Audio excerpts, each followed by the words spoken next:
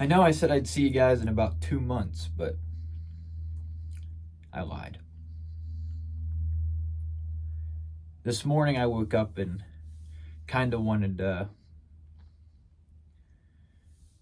redesign that video, but I didn't want to delete it. The video that I posted yesterday. I didn't want to delete it, so I figured just make another one. What's it matter?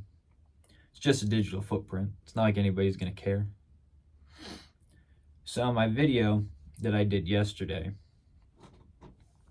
I highlighted the negative effects that social media has in terms of screen time and how it kind of takes over my brain and it makes me think of, I only take pictures to post them. I only take pictures to get likes and comments, and I only make videos for people to see them and comment on them and stuff like that. And it kind of deters me from doing it because I get annoyed with it.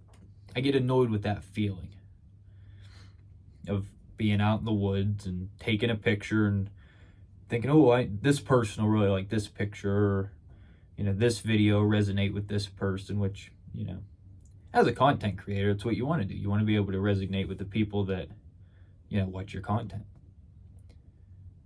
If you're a photography page, you don't want to, post videos, who knows what. That's a stupid thought, but who knows what. You want to find stuff that resonates with your people. I highlighted 2 negative things, and at the very tail end of it, I kind of briefly made a comment regarding the perks of it, the perks of social media. Our community is one of those perks. Being able to get online and see, however many people you follow, being able to see what they're doing with, their pipes, the tobacco they're smoking, the different coffee cups they have, the different lighters they use, the tampers, all this different stuff. It's tremendous. It's the coolest thing in the world, really. And it's not just our community that has that. If you've seen my reels, which I'm assuming majority of the people that are subscribed to me or watch my videos have seen my stuff, that's how you found it. My reels, I usually use a jazz record. A lot of those records I've just stumbled across myself using Apple Music or Spotify. There aren't many of them, but there are a few. But in doing that and wanting to create more reels, I've searched for jazz creators and content creators on Instagram that do jazz-themed videos. Recommend artists. Stuff like that. So I've come across a ton of accounts like that. Probably close to 10, maybe more, who knows. And that's all they do. They just recommend albums from, back to the 20s, the 30s, the 60s, 70s, 90s jazz, to modern day stuff. Fly fishing.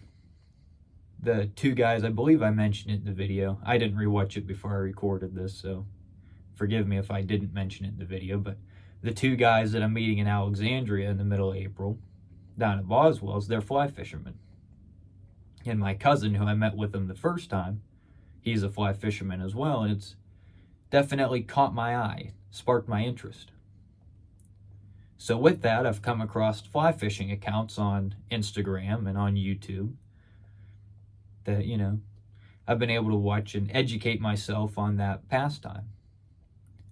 I've come across a guy on Instagram, and there's several, but I only really watched the one, who makes his own arrowheads, searches for his own flint, his own quartz, makes his own arrowheads. It's awesome. I plan on doing that this summer, getting into doing that, as well as fly fishing if I, really take to it when I meet with my friends in April.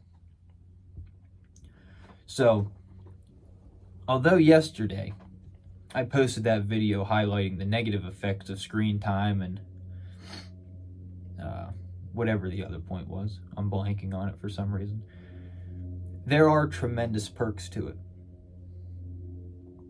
And in the comments section of that video that I posted, me and Barbecue Blues talked about that. I messaged him privately and we chatted all throughout the night. I think I posted that video around 6:30. Me and him chatted till about 10 o'clock about it. And it really opened my eyes and gave me a better look at it. I noticed that I get caught up in my own head, my own thoughts a lot of the time. The ideas that I have and I get stuck on, I don't talk about them that much. I kind of just let it sit in my head and stir. And then that creates sometimes a negative outlook. But I think the real negative outlook that I get on it is understanding the corruption behind the tech companies and their ability to censor and their practices of censorship and the spreading of misinformation and the usage of the bot accounts and the troll accounts to get on much larger channels and accounts, to where they, leave bot accounts, leave comments, hate comments, all this, toxic garbage that does not belong on social media. That, although there are some real accounts, probably thousands, hundreds of thousands of real accounts that do that, real people do that, majority of it's just bots. And knowing the history of, government ties with that during COVID, we'll get into that some other time. I'm not getting into that now. But just knowing the history of it really leaves a distaste in my mind for social media. And I think that's where it stems from. Not wanting to dedicate my time to that. Knowing the malpractices that have been embedded in the culture of social media. So, I just wanted to clear that up a bit. I think social media is great. I love the community. These videos are fun to make. Although the last two I've gone into, I haven't really had a strong direction on how I was going to talk. If you've watched my first two videos, it's kind of obvious I'm reading off a paper. The last two three I've done. I kind of made note that I was going to stray away from that, because it doesn't feel as personal if I'm just sitting there reading a piece of paper to you, reading what I wrote down. Although I feel that